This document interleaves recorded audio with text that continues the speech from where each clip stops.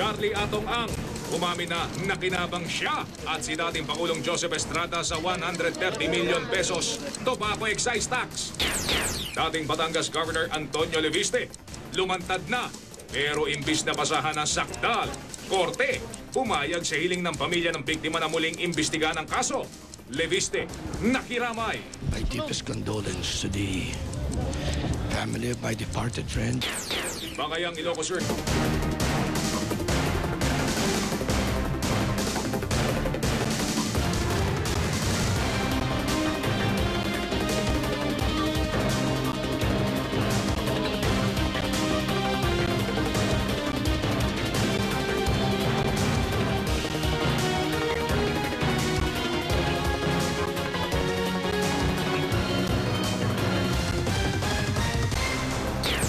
Sa GMA Network Center, narito ang walang kinikilingan, walang pinoprotektahan. Mel Tiamco, Mike Enrique.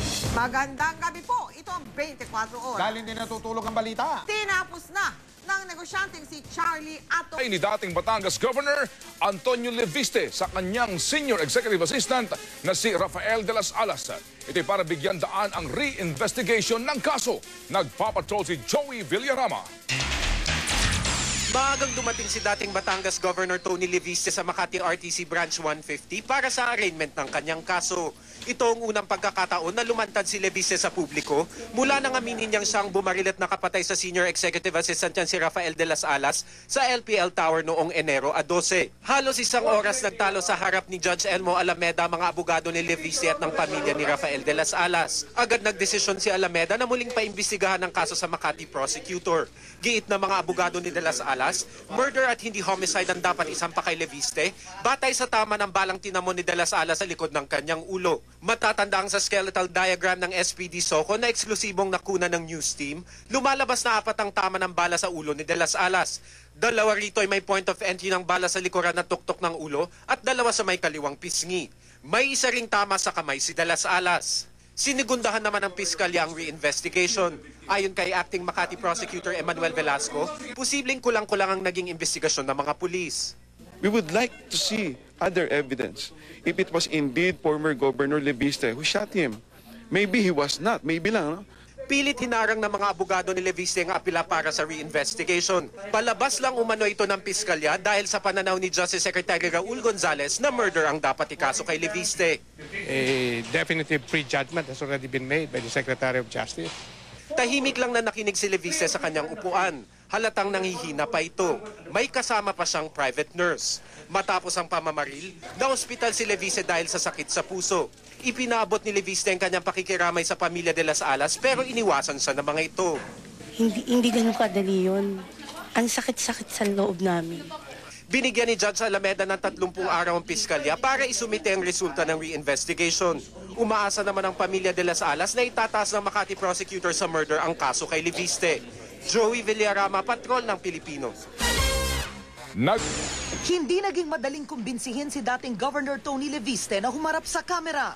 Bukod sa mahina ang katawan, nilinaw ng mga abogado ni Leviste na hindi namin maaring pag-usapan ang mga detalye ng kaso. Pero hindi pa rin napigilan ni Leviste na maglabas ng kanyang mga tunay na damdamin. Bang was more than my friend. He was like my son. And this is all an unfortunate incident.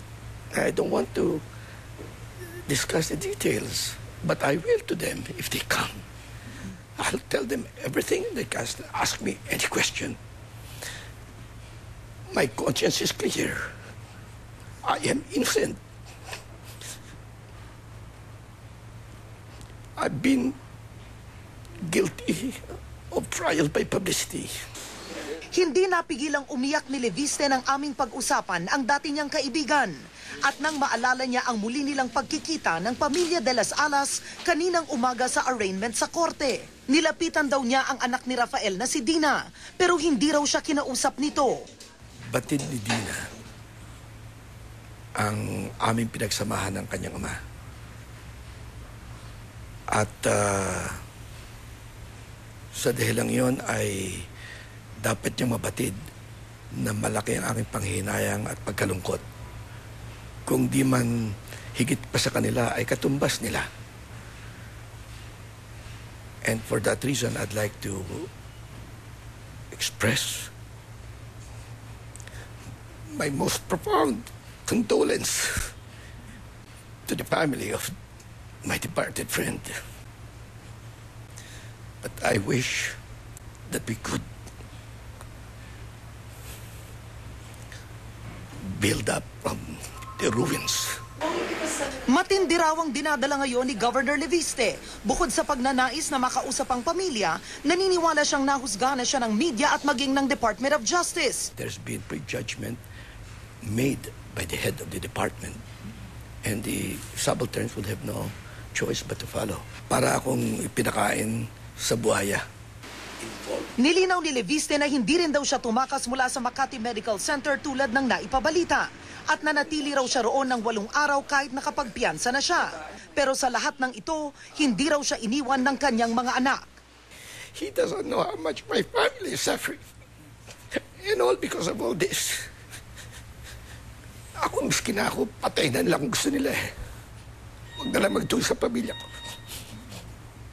I think it's the hard part is your kids. And the worst part is, due process takes so long. I'm 67.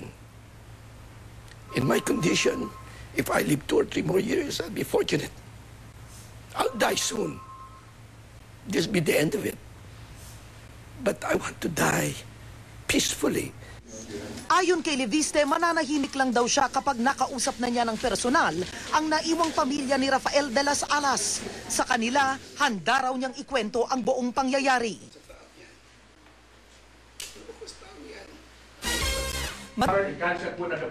Maring tinutulan ng kampo ni Leviste ang pagpapaliban ng arraignment. Base raw kasi sa procedure, ang akusado at hindi ang complainant ang dapat humiling ng reinvestigation. Pawang interpretasyon din lang daw ng mga de las Alas ng autopsy report ang ginagawa nilang basihan. Tila luto na rin daw kasi ang resulta kung magkakaroon man ng reinvestigation. This so-called reinvestigation is nothing but a charade designed by the prosecution to justify the foregone conclusions already publicly aired by the Secretary of Justice. Makalipas ang halos 1 oras sa debate, nagdesisyon si Judge Elmo Alameda. Prudence dictates that it should not order the arraignment to proceed without affording the private complainants the right to have a second look. Pagkatapos ng hearing, sinubukang lapitan ni Leviste ang mga naulila ng napatay na kaibigan, pero agad siyang tinalikuran. Sama ang loob namin eh.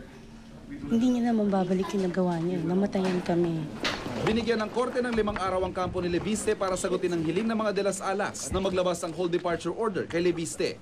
Sa January 31 ang reinvestigation sa kaso. Balak namang iapela ni Leviste ang desisyon ng korte at posibleng iakyat pa ito sa Court of Appeals. Ivan Mayrina, nakatutok, 24 oras.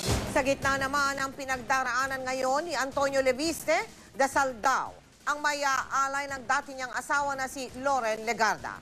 Pero kung talagang nagkasala si Leviste, kailangan daw niyang harapin ang parusang nakasaad sa batas. Nakatutok si Vicky Morales. Hindi pa raw nagkakausap ang dating mag-asawang Loren Legarda at Tony Leviste simula nang mangyari ang insidente sa LPL Towers noong January 12. Did you try calling him after? No. You haven't spoken to him since? No. Vicky, matagal na kaming hiwalay at may kanya-kanyang buhay na. At I've moved on, he has moved on. It's been years. So, wala nang dapat pag-usapan pa, pinapagdasal ko na lang sila. Mas mahalaga raw sa kanya ngayon, naggabayan ang 2 niyang anak sa dating gobernador. Ang mga anak ko naman ay palaki sa akin. They have my genes, they are their mother's sons. At mahalaga na alam nila na sa buhay, pag meron nagkamali, kailangan pagbayaran. At sa kinakaharap na kaso ng kanilang ama, malinaw daw ang katayuan ni Loren bilang isang ina. Vicky, sinabi ko sa mga anak ko na nangyari yan, masakit man at nakalulungkot, ay kailangan umiral ang hustisya. Tinanong sa akin isang anak ko, Mami, ibig sabihin ikaw rin pag magkamali ka?